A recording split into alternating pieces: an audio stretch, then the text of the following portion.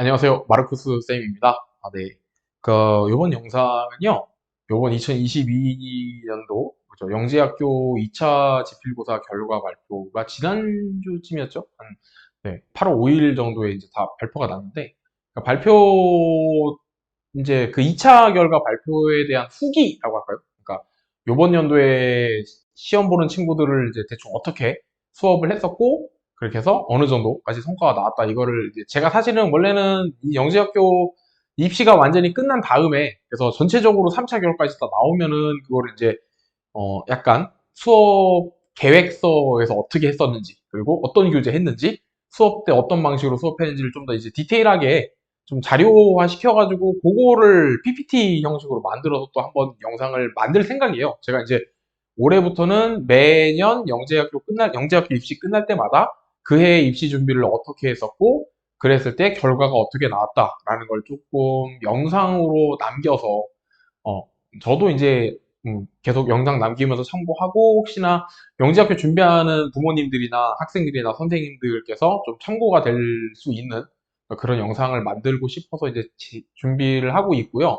1차 결과 발표 나왔을 때 이제 간단하게 후기긴 한데 그냥 정말 후기 영상이에요. 이게 뭐 2022학년도 영재고 입시에 대한 전반적인 뭐랄까 모든 것들을 다 말씀드린 게 아니고 간략하게 개괄적으로 어떻게 했는데 결과가 어느 정도까지 나왔어요 정도의 느낌의 영상입니다.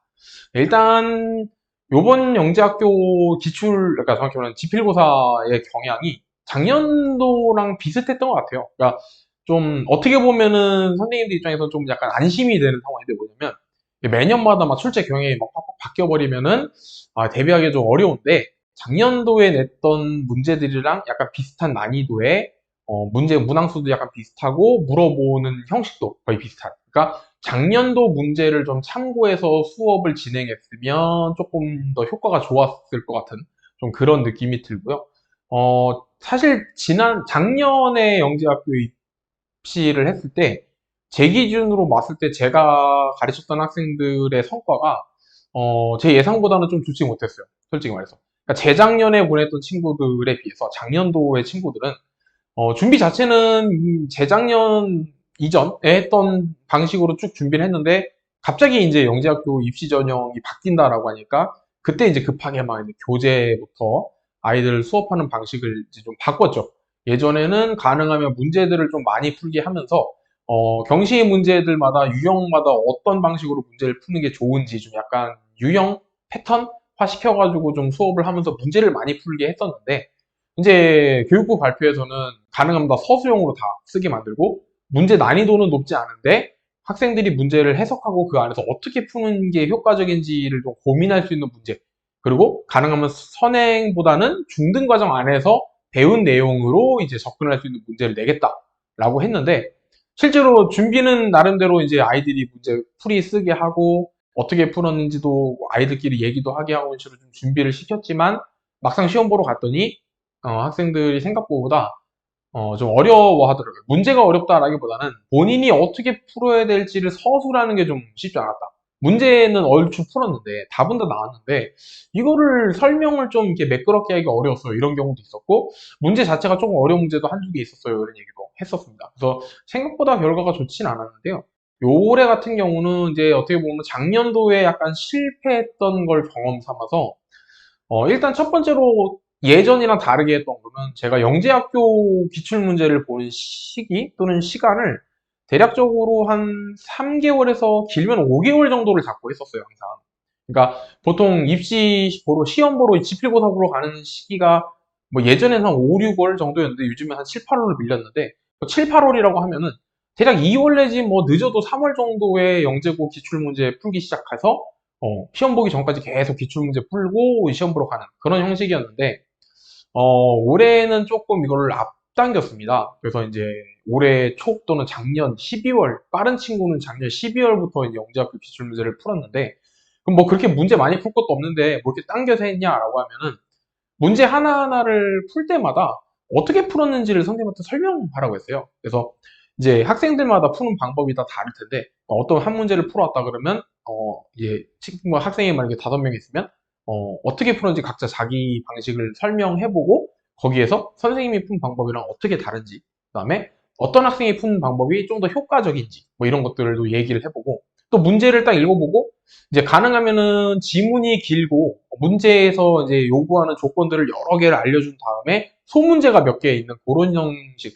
예전으로 치면 이런 문제는 사실 한가형에서 좀 많이 내긴 했는데, 그런 문제들을 갖다 놨고, 이제 아이들한테 문제 해석하는 부분부터.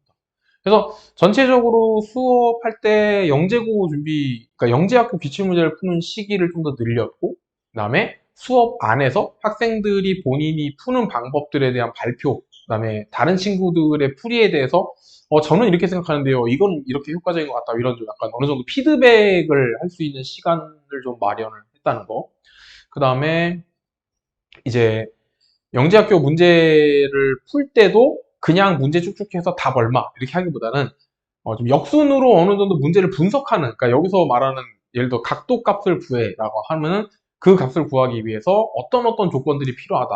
그럼 그 조건들이 어떻게 도출될 수 있다를 역순으로 찾아가가지고 전체적인 문제 풀이 방법, 풀이법 자체를 이렇게 좀 개괄적으로 어느 정도 이제 만들어 놓은 상태에서 그 상태에서 이제 디테일하게 들어가는 방식을 써서 문제를 풀도록 좀 유도를 했던 것 같아요.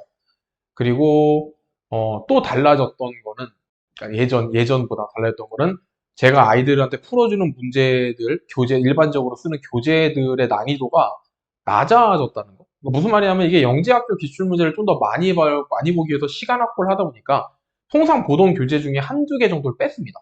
그러니까 제가 봤을 때 가장 어려운 문제들이 속해 있는 교재는 좀 빼고, 그러니까 작년 문제를 보고 느꼈던 거는 그랬어요. 문제는 쉬운데 이게 애들이 이제 어떻게 풀어야겠다를 접근하는 부분부터, 또는 접근한 이후에 어떻게 풀었다를 효율적으로, 효과적으로 푸는 방법을 본인이 서술하기가 이게 쉽지 않겠구나, 연습을 안 하면 싶어가지고 어려운 문제를 굳이 많이 풀 필요가 없어 보이더라고요. 여기서 말하는 어려운 문제라는 거는 뭐 통상 K 뭐 2차 이상 문제라든가 뭐 있죠. 저희가 교재 봤을 때 말도 안 되게 어려운, 막 예를 들어 뭐 대학교에서 쓰는 막 정수론에 있는 내용까지 끌고 와야 되는 그런 식의 문제들, 특히나 이제 예전 한 2016, 17, 18 요때 내던 어떤 그 통상 KMO랑 비슷한 느낌으로 내는 그런 문제들은 다 어느 정도 좀 배제를 시켰고, 중등 안에서 풀 수 있는 문제 난이도로 뽑되, 그래도 이제 작년도 문제랑 비슷한 난이도로 한 다음에 아이들한테 최대한 문제를 분석하는 것부터 시켰어요. 조건 보고, 그냥 문제를 막 풀기 전에 조건 보고 내가 어떻게 풀 거예요 라는 것부터 한 명씩 이제 한번 얘기를 해봐라, 이런 식으로.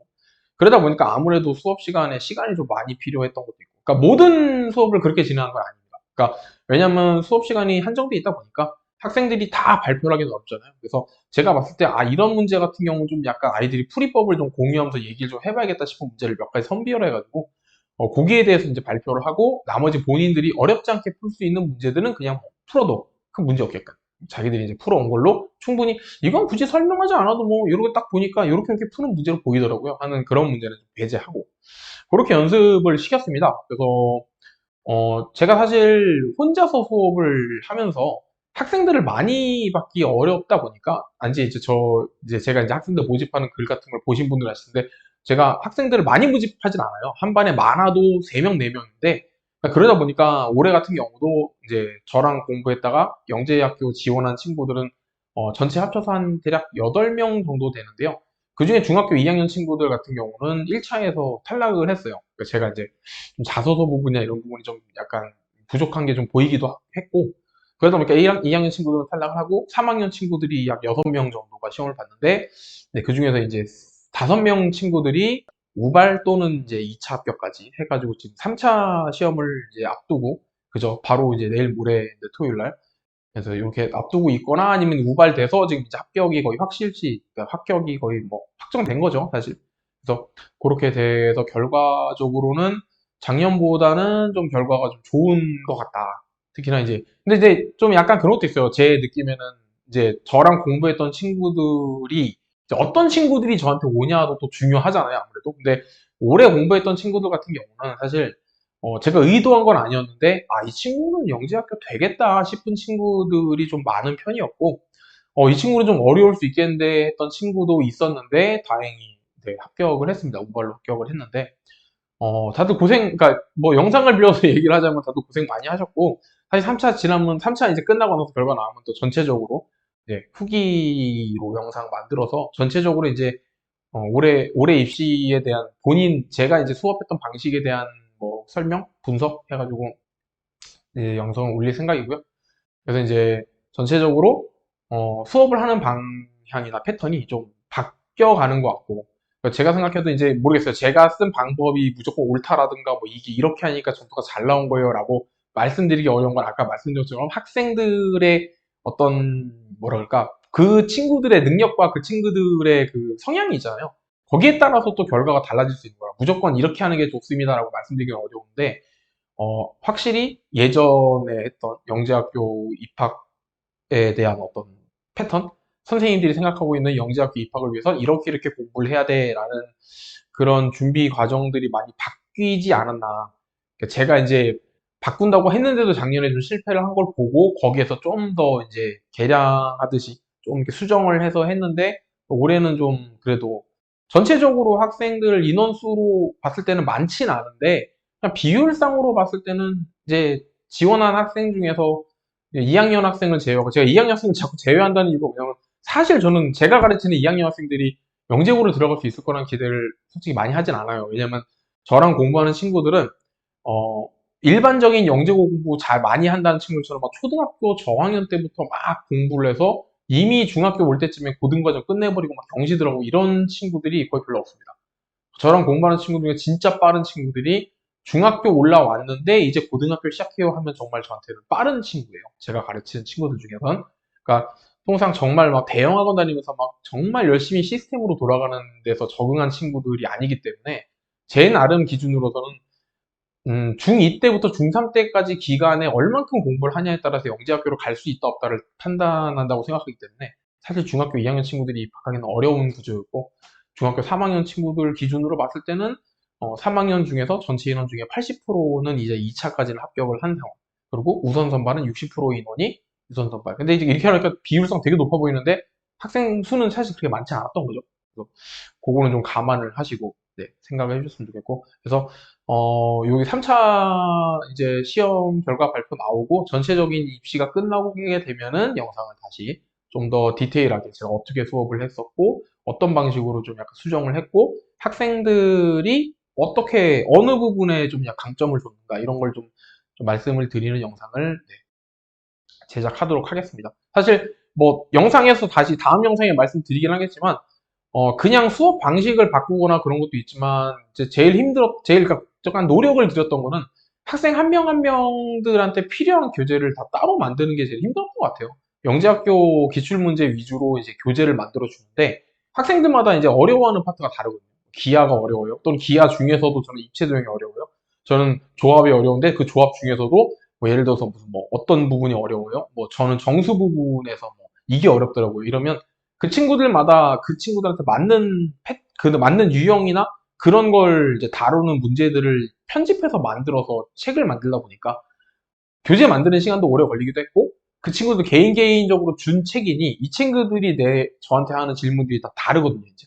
그럼 그 다른 질문들을 따로따로 받으면서 다 관리하는 게 그게 되게 힘들었다고 하는 건가? 하여튼, 네. 가장 좀 제가 신경 많이 써서 봤던 분들. 근데 제 생각에는 그렇게 한 게 그래도 제일 좀 효과를 많이 보지 않았나 싶은 생각은 들어요.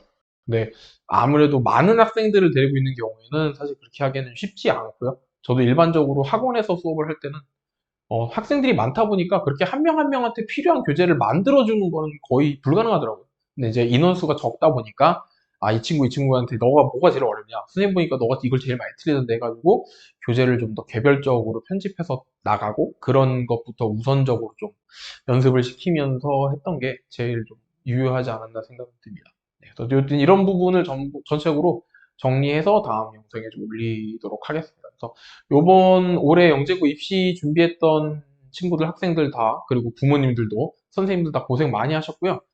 네, 뭐 이렇게, 저랑 수업 같이 했던 친구들한테 제가 따로 사실 뭐 축하한다 어쩐다 연락은 안 했어요. 제가 또 그런 거를 연락하고 그게 좀 약간 성격이, 네, 이렇게 막 아이들한테 연락해서 잘했다 이러지 못하는 성격이라, 네, 영상을 빌어서, 네, 같이 공부해서 이제 뭐, 좋은 결과가 있었던 친구들이나 또는 뭐 안타깝게 떨어진 친구들도 다 고생 많이 하셨고, 네, 앞으로도 네, 좋은 또 그죠? 공부해서 또 대학교 그 이상 본인이 원하는 목표하는 어떤 것들을 이루기 위해 최선을 다하는 네, 좋은 사람이 되길 바라면서 네, 영상 마치도록 하겠습니다. 감사합니다.